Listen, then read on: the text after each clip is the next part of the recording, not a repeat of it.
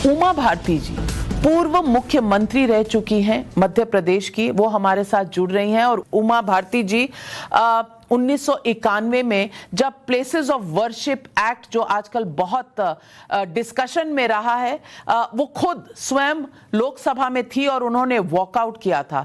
उमा भारती जी, हमारे साथ जुड़ने के लिए आपका बहुत बहुत धन्यवाद, प्रणाम, नमस्कार। मैं पूछना चाहती हूं आपसे कि अयोध्या में राम मंदिर का काम पूरा नहीं हुआ है, लेकिन काशी और मथुरा की लड़ाई शुरू हो गई है। इस पर आपका क्या कहना है? पहली बात तो मैं ये कहूंगी कि काशी और मथुरा को लेकर कोई लड़ाई नहीं है, क्योंकि वो इतने स्वतः प्रमाणित स्थान है। श्री कृष्ण जन्मभूमि है मथुरा में, और काशी विश्वनाथ जो कि 12 ज्योतिर्लिंगों में सर्वोत्कृष्ट माना जाता है, क्योंकि काशी को 3 लोक से न्यारा कहा जाता है। ये शिव जी के त्रिशूल पर टिकी है, और इसलिए इसका जो विश्वनाथ का शिवलिंग है वो विशिष्ट शिवलिंग है।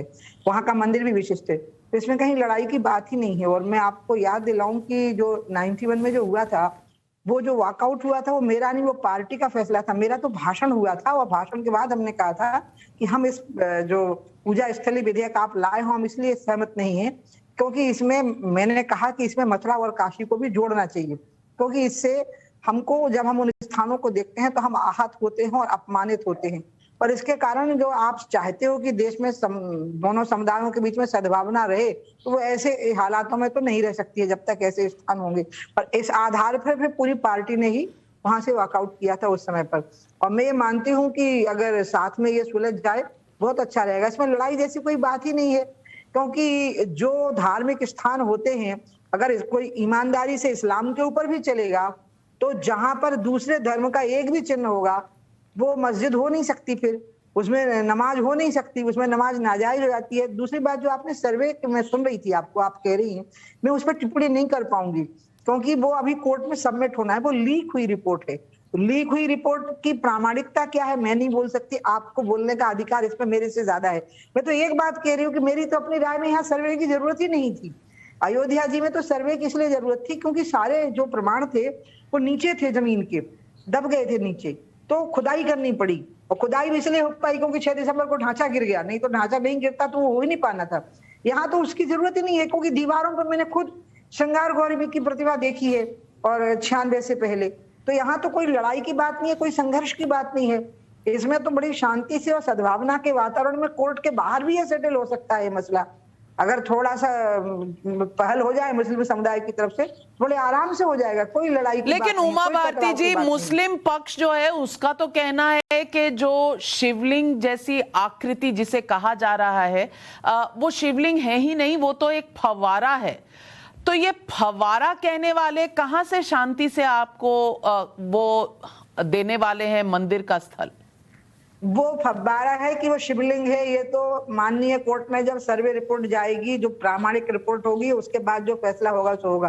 बाकी मैं मुस्लिम समुदाय के बारे में आप लोगों को बता दूं कि मुस्लिम समुदाय इन बातों से सरोकार नहीं रखता। जब राम जन्मभूमि का भी शिलान्यास किया हमारे प्रधानमंत्री जी ने, पूरे देश ने शांति से उसको देखा। इसके पहले जब कोर्ट का फैसला आया कि रामलला जी का ही ये स्थान है, तब भी पूरे हिंदुस्तान के हिंदू मुसलमानों ने शांति से उसको सुना। ये जो लोग अपने आप को मुस्लिम समाज का प्रतिनिधि कह रहे हैं, ये उन समाज के प्रतिनिधि नहीं है। शाहबानो नाम की एक महिला, बुजुर्ग महिला, खुद कोर्ट में गई थी, आपको याद होगा, शरीयत के खिलाफ, और अंत में उसको पार्लियामेंट में बदल दिया गया था। उस महिला की जीत को पराजय में बदल दिया था पार्लियामेंट में। तो ये तो घृणित राजनीति करने वाले लोग हैं, वोट बैंक की राजनीति करने वाले लोग, ये मुस्लिम समाज के प्रतिनिधि नहीं है। इनकी वजह से मुस्लिम समाज को परेशानियां होती हैं, और वो अशिक्षा के अंधेरे में डूबे हैं, बेरोजगारी के शिकार हो रहे हैं।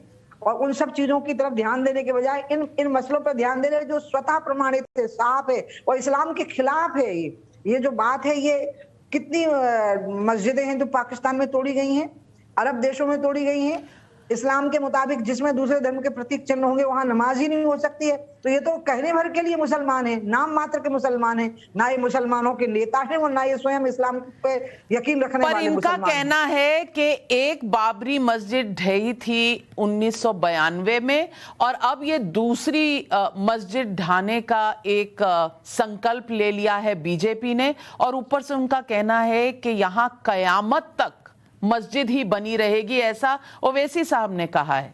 उनको आप क्या जवाब देंगे? जो बात वो कह रहे हैं, आप हमको एक बात समझ के चलनी पड़ेगी कि मुसलमानों का जो महत्वपूर्ण स्थान है धर्म की दृष्टि से वो मक्का मदीना है। बाकी जगह पे दरगाहें हैं और अन्य चीजें हैं, जैसे कि ईसाइयों का वेटिकन सिटी है। तो ये जो स्थान है ये मुस्लिम समाज के लिए इस्लाम की दृष्टि से ना तो ये इस्लामिक तौर पर जायज है और ना ही ये उनके लिए आस्था का केंद्र है।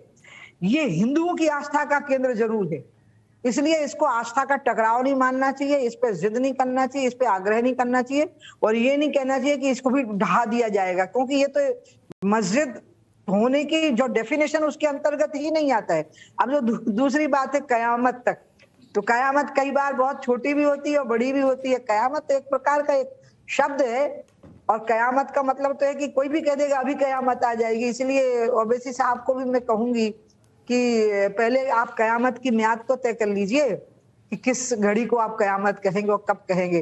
बाकी मैं फिर ओवैसी साहब को और आपके माध्यम से कहूंगी कि उनके साथ देश का मुस्लिम समुदाय नहीं है, हमारे साथ है, भारत के साथ है, भारत की एकात्मता के साथ है। समाधान होने दीजिए। जैसा महत्व आपके लिए मक्का मदीना का है वैसा ही महत्व हमारे लिए वहां उस धार्मिक स्थान का है। हमारे 12वें ज्योतिर्लिंग है, सबसे महत्वपूर्ण ज्योतिर्लिंग है वो वहां पर, और इसलिए इनका आपस में कोई मेल नहीं है दोनों बातों का, और इसको लेकर के कोई आस्था का टकराव नहीं है, जबकि ये हिंदुओं की आस्था का केंद्र है। आपके मक्का मदीना में अगर कोई ऐसा स्थान होता तो हम अपने हाथ से हटा दिए होते उसको, मैं खुद जाके हटा दी होती। तो मैं चाहूंगी ओवैसी साहब खुद आए और एक एक ईंट उठा के ले जाए यहाँ से और आराम से यहाँ पर बाबा विश्वनाथ का को प्रकट होने दें। उमा भारती जी, हर किसी का कहना है कि 1991 का जो एक्ट है, प्लेसेस ऑफ वर्शिप एक्ट, वो आड़े आएगा। क्या आपको लगता है कि बीजेपी की सरकार है जिसका मेजॉरिटी लोकसभा में तो है ही, राज्यसभा में भी है, उन्हें इस एक्ट को हटा देना चाहिए? नहीं, ये एक्ट आड़े नहीं आएगा। आप सर्वे की रिपोर्ट आने दीजिए ना, तो सब प्रमाणित हो जाएगा कि एक्ट आड़े नहीं आ रहा है। क्योंकि सर्वे की रिपोर्ट कोर्ट में आई नहीं और कोर्ट ने उस पर अपनी टिप्पणी नहीं दी है, इसलिए मैं ये बात नहीं कह रही हूँ। इसमें एक्ट आड़े नहीं आ रहा है, पहली बात। दूसरा, मेरा ये कहना है कि लोग भूल गए हैं का इतिहास को कि यहाँ पर इमरजेंसी लगाई गई थी संशोधन करके, इस देश में पार्लियामेंट के अंदर अमेंडमेंट किया गया था और फिर इमरजेंसी हटाई भी गई थी और ये तय हुआ था कि अब इमरजेंसी नहीं लग पाएगी। एक्ट लोगों के लिए होते हैं, लोग एक्ट के लिए नहीं होते हैं। देश का बलिदान नहीं होता है एक्ट के लिए, एक्ट का बलिदान होता है देश के में शांति और सद्भावना के लिए और कानून को और संविधान को स्थापित करने के लिए। मैं आपसे पूछना चाहती हूं कि अखिलेश यादव कहते हैं हमारी देश में ऐसी प्रथा है कि कोई पत्थर रख दो, कोई डंडा लगा दो और लाल झंडा लगा दो तो मंदिर बन जाता है। ऐसा ही मंदिर मिला है शायद ज्ञानवापी में। उनको आप क्या जवाब देंगे? अखिलेश की एक बात तो सत्य है कि भगवान सर्वत्र व्याप्त है, कण कण में व्याप्त है, लेकिन आस्था के केंद्र विशेष होते हैं। जैसे पानी में सब जगह पर बिजली होती है, लेकिन पानी से बिजली बनाने का प्रोजेक्ट कहीं कहीं होता है। तो भगवान तो वैसे कण कण में व्याप्त होते हैं, लेकिन जो आस्था के आराधना के कुछ विशेष केंद्र होते हैं और वो करोड़ों साल से वो केंद्र बने रहते हैं। जहां तक अखिलेश की बात है, देखिए अखिलेश को लोगों ने, ये अखिलेश का मैक्सिमम है जो अभी अखिलेश को मिला है इन्हीं बातों के कारण, इसी हल्केपन के कारण। और इनको बहुत लंबे समय तक, ये बात मैं आपको बताऊं, मैंने पार्लियामेंट में रामायण की एक चौपाई बोली थी जिस दिन विश्वनाथ प्रताप सिंह जी की सरकार गिरी थी कि राम विमुख असहाल तुम्हारा, रहे न कोकुल रोवनहारा। जो राम का विरोध करेगा उसका यही हाल होगा कि उसके कुल में भी कोई रोने को नहीं बचेगा। अखिलेश ने ऐसी हल्की बातें कर करके ही तो अपनी पार्टी की स्थिति कर दी है। उनको ये ध्यान रखना चाहिए कि ये तो हिंदुओं की विशेषता है कि जहां झंडा लग जाए, जहां सिंदूर लग जाए, वो वहां मत्था टेक देते हैं, मजारों पर जाकर के मत्था टेक देते हैं, दरगाहों पर जाकर के मत्था टेक देते हैं। लेकिन उस स्थान की तुलना काशी विश्वनाथ के साथ नहीं हो सकती है। ये तो पावर प्रोजेक्ट है जिससे सारे वो विश्व के नाथ के विश्वनाथ का मंदिर है वो तो। और इतने हल्केपन से उस बात को कहना, ये अखिलेश के अगंभीर अपरिपक्व स्वभाव का प्रतीक है। उमा भारती जी, जाने से पहले बस एक बात आपसे पूछना चाहती हूँ। 1991 की कांग्रेस पार्टी जिसने ये बिल पास किया था और आज की कांग्रेस पार्टी जो शिवलिंग जैसी आकृति जिसमें मान्यता है सारे हिंदुओं की, उसको कह रही है कि ये फव्वारा है। कोई फर्क नजर आता है तब की और अब की कांग्रेस में? बिल्कुल नहीं। इनने तो सिर्फ सत्ता उन्मुखी राजनीति की है और विभाजन की राजनीति की है। भारत और पाकिस्तान का विभाजन धर्म के नाम पे इन्हीं ने करवाया ना, कांग्रेस पार्टी ने। मोदी जी तो तब पैदा ही नहीं हुए थे, मेरे जैसे लोग तो तब पैदा ही नहीं हुए थे। इनने ही कार सेवकों पर गोली चलाने का समर्थन किया था पूरी तरह से मुलायम सिंह का।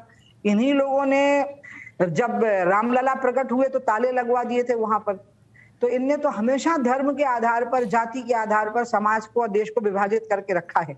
और इसलिए कांग्रेस की तो मानसिकता ही एक अंग्रेज के द्वारा स्थापित है ना, कांग्रेस पार्टी। तो अंग्रेजों का इस देश में क्या था, डिवाइड एंड रूल, और ये कांग्रेस का भी रहा। और अब डिवीजन हो नहीं पा रहा, तो they are ruled over, finished, खत्म हो गए बेचारे ये लोग, इसी में खत्म हो गए फिर।